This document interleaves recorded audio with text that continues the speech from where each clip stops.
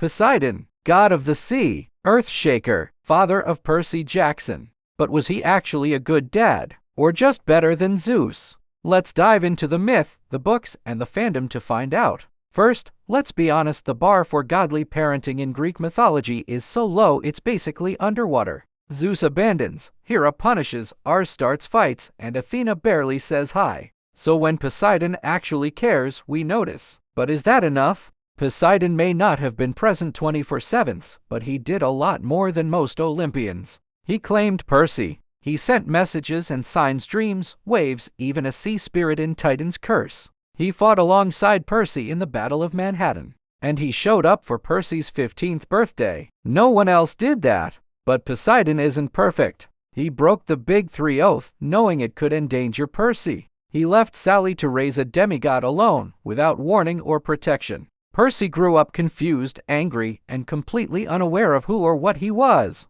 He only saw his father a handful of times across 5 books. And most of the time, it was during life-threatening emergencies. Being better than Zeus doesn't automatically make you a good father. And yet, Percy still respects him. Deep down, Percy wanted his father's approval. Poseidon wasn't there all the time, but when it mattered, he came through. Sometimes, that's the most we can ask from a god. And we can't ignore the mythology behind Poseidon. In ancient Greek myths, Poseidon was unpredictable, worshipped as both a savior and a destroyer. He fathered dozens of children across myth and never stuck around for most of them. So his bond with Percy feels different, personal, almost human. It's not just about the powers or protection, it's about the moments he chooses to show up. When Percy was drowning in doubt, Poseidon encouraged him. When the gods were losing the war, he didn't hide underwater, he rose to fight beside his son. When the world needed saving, Poseidon trusted Percy's judgment.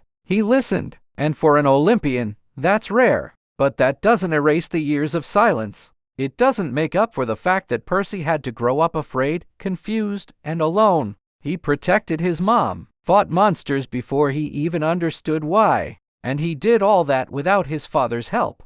Poseidon's parenting is a paradox. He's powerful but distant, proud but reserved, caring but inconsistent. And maybe that's what makes Percy such a strong character. He didn't grow up heroic because of Poseidon, he became heroic despite him. Percy made peace with the fact that his father is a god, not a dad in the mortal sense.